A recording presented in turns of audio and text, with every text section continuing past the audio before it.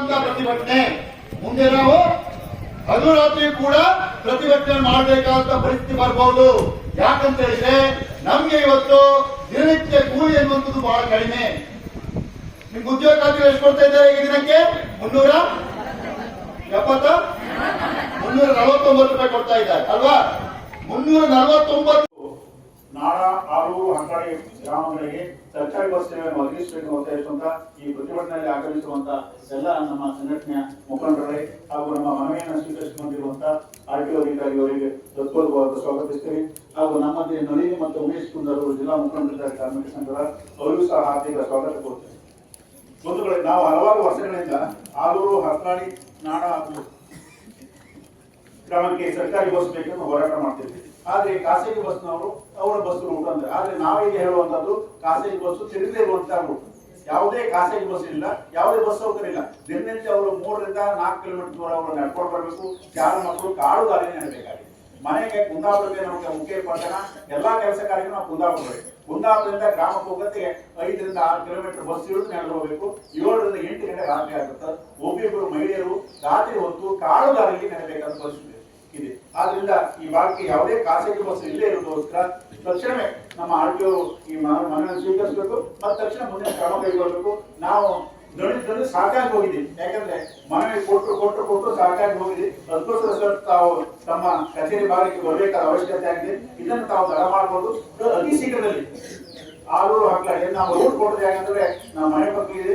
ಆಲೂರಿಂದ ನೇರವಾಗಿ ಹೊಯ್ಯಾಣ, ತಾಳಿಬೆಟ್ಟು, ಅಕ್ಷರಬೆಟ್ಟಿಂದ ಮೋಹಣಿಗೆ ದರ್ಬೇಗುಗೆ ಆ ಮಾರ್ಗವಾಗಿ ನಾಡಿಂದ ಮೋಹಣಿ ಬಂದು ಮೋಹಣಿಯಿಂದ ಟಾನ್ ಬಾಸ್ಕೋದಲ್ಲಿ ಕುಂದಾಪುರಕ್ಕೆ ಬರುತ್ತೆ ಹೈವೇ.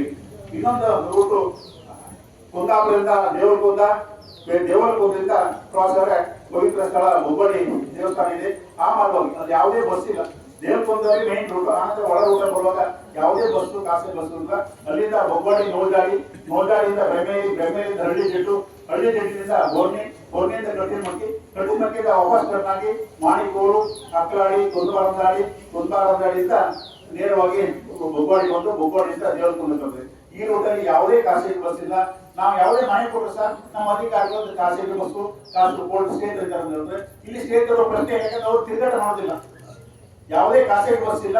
ಖಾಸಗಿ ಬಸ್ಸು ಹೋಗದಿರುವಂತಹ ಪ್ರದೇಶಕ್ಕೆ ಹಳ್ಳಿಗಳಿಗೆ ನಾವು ರೂಟ್ ಅನ್ನ ತಯಾರು ಮಾಡಿ ತಮಗೆ ಅರ್ಪಿಸ್ತೀವಿ. ದಯವಿಟ್ಟು ಈ ಭಾಗದಲ್ಲಿ ತಮಗೆ ಸರ್ಕಾರಿ ಬಸ್ ಸೇವೆಯನ್ನ ಒದಗಿಸಿಕೊಡ್ಬೇಕೆ ಕೇಳಿಕೊಳ್ಳಿ. ಅದೇ ಸಂದರ್ಭದಲ್ಲಿ ಬಂಧುಗಳೇ, ಇವತ್ತು ಅನ್ನಭಾಗ್ಯ ಯೋಜನೆಗೆ ನಮ್ಮ ಮಹಿಳೆಯರು ಇವತ್ತು ಬಸ್ ನಲ್ಲಿ ಹೋಗ್ತಾರೆ. ಇಲ್ಲಿ ರಿಕ್ಷಾ ಮಾಡ್ಕೊಂಡು ಅಲ್ಲಿಂದ 3 ಕಿಲೋಮೀಟರ್ ಆಯ್ತು ಖಾಸಗಿ ಬಸ್ ಅಂತೆ. ಅಲ್ಲಿ ನೆಟ್ವರ್ಕ್ ಸಮಸ್ಯೆ ಆಗಿ ರೇಷನ್ ಸಿಗುವುದಿಲ್ಲ. ರೇಷನ್ಗೋಸ್ಕರ 3-4 ದಿವಸ ಅವರು ಅಲಿಬೇಕಾದ ಪರಿಸ್ಥಿತಿ. ಯಾಕಂದ್ರೆ ನಮ್ಮ ಆಳುವ ಸರ್ಕಾರಗಳು, ಆಳುವ ಅಧಿಕಾರಿಗಳು ಇವತ್ತು ಗ್ರಾಮಾಂತರ ಪ್ರದೇಶ ರೇಷನ್ ಅಂತೆ ಮಾಡೋದಿಲ್ಲ.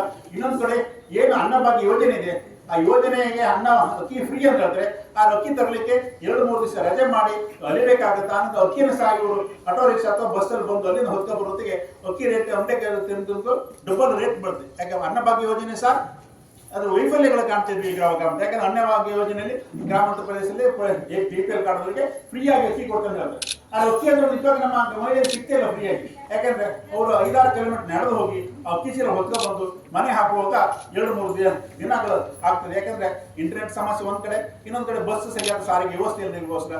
ಆದ್ರಿಂದ ಈ ಯೋಜನೆ ಮಾಡ್ರೆ ಅನ್ನಭಾಗ್ಯ ಯೋಜನೆ ನಮ್ಮ ಫಲಾನುಭವಿಗಳಿಗೂ ಸಹ ತುಂಬಾ ಅನುಕೂಲ ಆಗುತ್ತೆ. ಅದೇ ರೀತಿ ಉದ್ಯೋಗ ನಿಮಿತ್ತ ಇವತ್ತು ಕುಂದಾಪುರ ಹೋಗುವಂತ ಸುಮಾರು 500ಕ್ಕೂ ಜಾಸ್ತಿ ವಿದ್ಯಾರ್ಥಿಗಳು ಹಾಗೂ ಆಸ್ಪತ್ರೆ ಹೋಗುವಂತ ಇತರ ದಿನಕೂಲಿ ಕೆಲಸಗಾರರಿಗೆ ಬಸ್ ಇರುತ್ತೆ.